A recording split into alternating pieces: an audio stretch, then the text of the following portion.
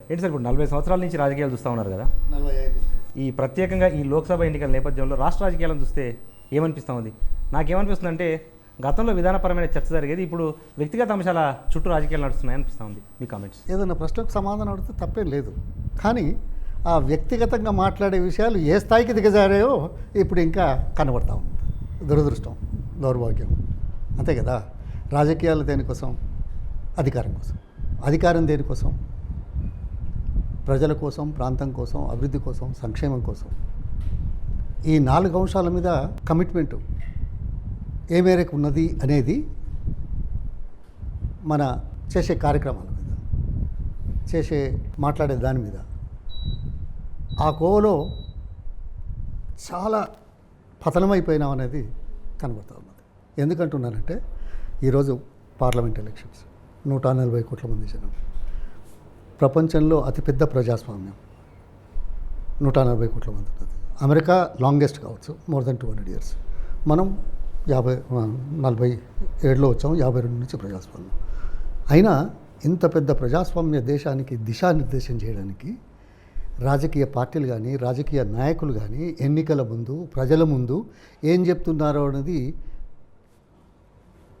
ఇలాంటి వాళ్ళు, మేధావులు, విశ్లేషణ చేయగలిగిన వాళ్ళు, చదువుకున్న వాళ్ళు, చదువుకోకపోయినా, చదువు రాకపోయినా అవసరాల గురించి ఏం చెప్తున్నారని అర్థం చేసుకునే రీతిలో ప్రజలు ఉంటారు. కాబట్టి ఆ కోవలో లేదు. ఏమైనా ఆరోపణలు, ప్రత్యారోపణలు, ఆ ఎన్నికల సమయంలో ఒక పర్సెప్షన్ క్రియేట్ చేయడం. ఇంకా డీటెయిల్గా చెప్పాలంటే మోడీ గారు నిన్న మన దగ్గరకు వచ్చారు. ఎవరేమన్నా అత్యంత పెద్ద ప్రజాస్వామ్య దేశంలో ఒక ప్రధానమంత్రి, మనం గుర్తించాలి, కాదనేది లేదు. కానీ 2014 కానీ, 2018 కానీ, 19 కానీ ప్రజలకు ఏం చెప్పి అధికారంలోకి వచ్చారో ఒక అంశం, వచ్చిన తర్వాత ఏం చేస్తున్నారనేది రెండవ అంశం. కానీ ఒక స్లోగన్, ఒక పర్సెప్షన్ చేసేసారు. 2019లోనా ఇది అప్పుడేమో హామీలు ఇచ్చాడు. ఏది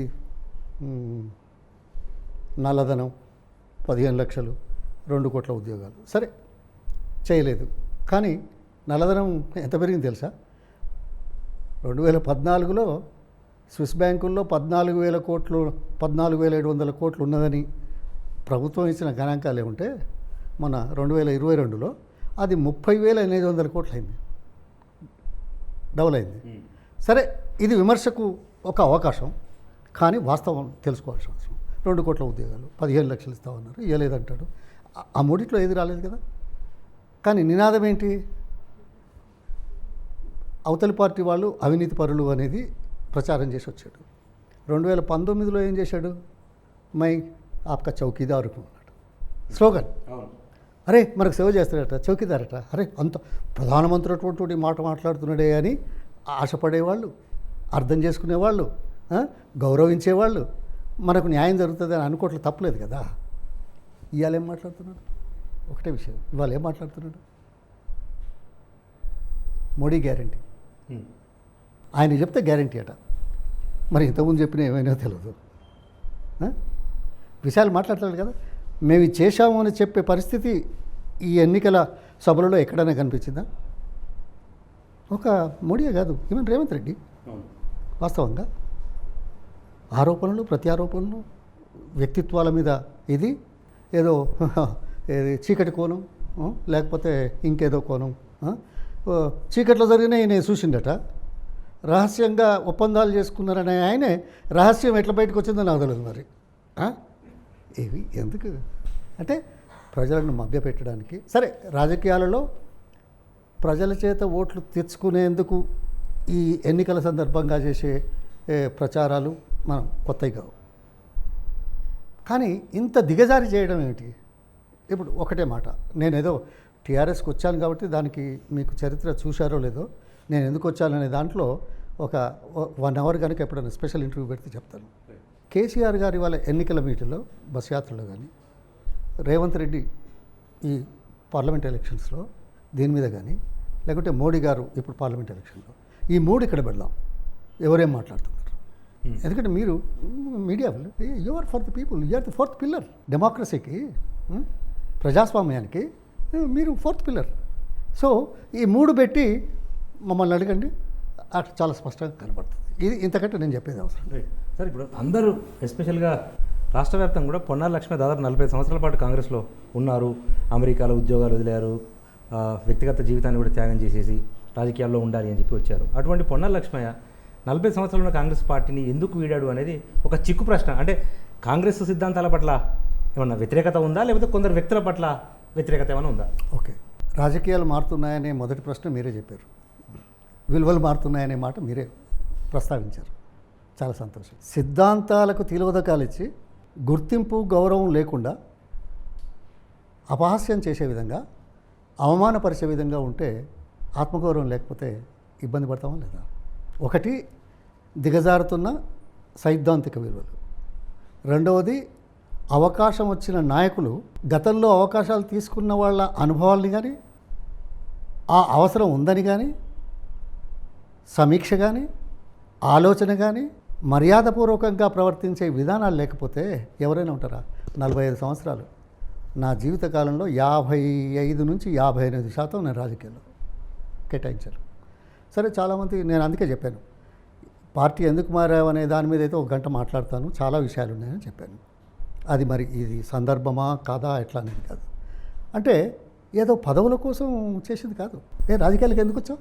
నేను నా వ్యక్తిగతం, నేను నా చరిత్ర ఒకటే సెంటెన్స్లో మొన్న ఒక రిపోర్టర్ ఫ్రమ్ హిందూపూర్, అనంతపూర్ నుంచి ఢిల్లీలో కలిస్తే నా బుక్ ఏదో ఇచ్చాను, మీకు కూడా ఇస్తాను. అది cattle shed bound to capital city Hyderabad or Delhi via Washington DC aerospace అని 46 పేజీల పుస్తకం రాశాడు, ఒక అర్ధగంట మాట్లాడితే. అంటే నా బ్యాక్గ్రౌండ్ ఏంది? పశువుల కొట్టంలో పుట్టి పెరిగిన వాడిని. కసితో విద్యా విత్తం లేకపోతే ఈ సమాజం గుర్తించదు, సామాజిక కోణం పనిచేస్తున్నది అని బాధపడి, విద్యా విత్తం లేకపోతే సమాజం గుర్తించదు అని గుర్తింపు కోసం బాగా పట్టుబట్టి చదివాను. ఒకటే మాటలు చెప్పాలంటే మీకు అర్థమైపోతుంది. నేను కొద్దిగా చదువులో బాగా ఉండి, నాకంటే కొద్దిగా పెద్దవాళ్ళతో, చదువుకున్న వాళ్ళతో కలిసి మాట్లాడుతుంటే ఊళ్ళో పెద్దవాళ్ళు సామాజిక పనుల్లో అవహేళన చేశారు. ఏంద్రో ఈ లచ్చుంగాడేమో పెద్ద పెద్ద వాళ్ళతో తిరుగుతాడు, లచ్చుంగాడు అదే ఏదో కష్టపడ్డాను, చదువుకున్నాను, దాని బ్యాక్గ్రౌండ్ ఉంది, అదంతా ఇందులో రాదు. ఇంజనీరింగ్లోకి వెళ్ళాను. ఎట్లా వచ్చింది, ఏమొచ్చింది, బ్యాక్గ్రౌండ్ అంతా వేరే, అది పక్క పెడదాం. ఇంజనీరింగ్లోకి వెళ్తే ఓహో ఈ లక్ష్మయ్య ఇంజనీరింగ్ కూడా చదువుతాడు అట్లా, లచ్చుంగాడు ఎగురుతున్నాడనే వాళ్ళు ఈ లక్ష్మయ్య ఇంజనీరింగ్ కూడా పోతాడు అట్లా, చదువుతాడు అట్లా. అయిపోయింది. నేను ఎంత కష్టపడి ఎంత ముందుగా ఎంతో సాధించి అమెరికాకి వెళ్ళాను. అమెరికాకి వెళ్తే అదే సామాజిక కోణం, లచ్చుంగాడు లక్ష్మయ్య అన్నోళ్ళు, మన లక్ష్మణ్ ఎప్పుడు వస్తాడు, మనకేం తెస్తాడట అంటే ఇది అర్థం కావడానికి చెప్పిన ముచ్చట. దీని వెనకాల ఎంత ఉందో, దీని భావం కోసం నేను ఏ రకంగా బాధపడి, ఏ రకంగా వ్యక్తిత్వాన్ని ముందుకు వచ్చి 10 మందిలో నేను కూడా ఉన్నాను. ఒక విషయం అండి, నా పుట్టుక నా చేతిలో ఉందా? మీ పుట్టుక మీ చేతిలో ఉందా? ఎవరి పుట్టుకైనా ఎవరి చేతుల్లో ఉందా? అవకాశం ఉందా? I never had a choice where to be born, which family to be born, which village to be born, which community to be born, which region to be born, which country I have to born. అంతే కదా, నాకు పుట్టినప్పుడు choice లేదే. ఈ కుటుంబంలో పుట్టాలి, ఈయనకు పుట్టాలి, లేకుంటే ఈ ప్రాంతానికి పుట్టాలి, ఈ దేశానికి పుట్టాలని లేదే. నిమిత్త మాత్రుడిని భగవంతుడు ఇచ్చాడు. అంత మాత్రం చేత అందరికీ అదే అవకాశం ఉంటే కొంతమందికి అవకాశాలు ఎందుకు, కొంతమందిని చిన్నచూపు చూసాడు ఎందుకు? మానవీయ కోణం లేదే. మానవీయ కోణం ఎట్లా వస్తుంది? అందరూ దేవుడు దండం పెడతారు, ఓ ఇవాళ అంతా అదే కదా, రామ మందిరం లేకపోతే ఈయన అన్నాడని, ఆయన అన్నాడని, ఇంకేదో అని అంటాను కదా. మనం ఏం నమ్ముతాం? దేవుడు అంతటా ఉన్నాడు, సర్వాంతర్యామి. ఇంకా చెప్పాలంటే అణువున ఉన్నాడు అంటాం. అన్నప్పుడు మనిషిలో దేవుణ్ణి చూస్తే ఈ సమస్యలు ఎందుకు వస్తాయి? అవును, ప్రతి అణువులో ఉన్నాడంటే నీలో దేవుడు ఉన్నాడు, నాలో దేవుడు ఉన్నాడు అని శాసించగలిగే స్థాయి, లేకుంటే ఉన్నత వర్గాల వారు ఇతరులను పీడించి బ్రతక నేర్చిన వాళ్ళు ఇదెందుకో చూడరు, గుడికి పోతేనే దండం పెడతారు. అంటే చెప్తున్నా, అందుకే ప్రశ్న ఎందుకు వచ్చింది? ఎందుకు వచ్చింది? ఎందుకు మీరు అదే అందుకోసం ఈ అవమానాలు అవహేళనలు మంచిది కాదు. అంతే కసి. Right. That's it. మీరు ఓటమి పాలైనప్పుడు ఎప్పుడు బాధపడలేదు, అవమానాలప్పుడు ఎప్పుడు బాధపడలేదు, కసిగా చదువుకొని పైకి వచ్చిన పొన్నాల లక్ష్మయ్య పార్టీ మారే రోజు ఎందుకు కంటతడి పెట్టారు? 45 సంవత్సరాల జీవితంలో నేను చెప్పాను 55-58% నా జీవితకాలం. ఏదో పదవుల కోసం దీనికోసం అయితే ఇక్కడ రావాల్సిన, డబ్బు కోసం అయితే ఇక్కడ రావాల్సిన అవసరం లేదు. నాసాలో పనిచేస్తూ అక్కడ సంపాదించుకుంటూ మంచి ఉద్యోగం ఉన్నవాళ్ళం. ఇక్కడికి వచ్చి చేయాల్సిన పని లేదు.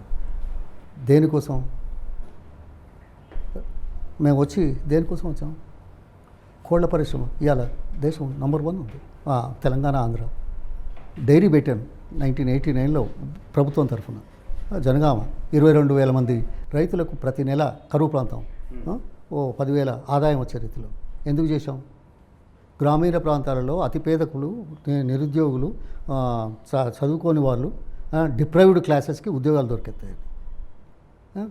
ఎమ్మెల్యే కాకముందే గోదావరి జలాలు ఈ ప్రాంతానికి శ్రీరామ రక్ష అని 2 సంవత్సరాలు పోరాటం చేసి ఆనాటి ముఖ్యమంత్రి ఎన్టీ రామారావుని కానీ, గవర్నర్ కానీ, కేంద్రంలో ఉన్న మంత్రులను కానీ కలిసాం. దేనికోసం? గోదావరి నీళ్ళు వస్తే నా ఇంటికి ఏమైనా వస్తాయా?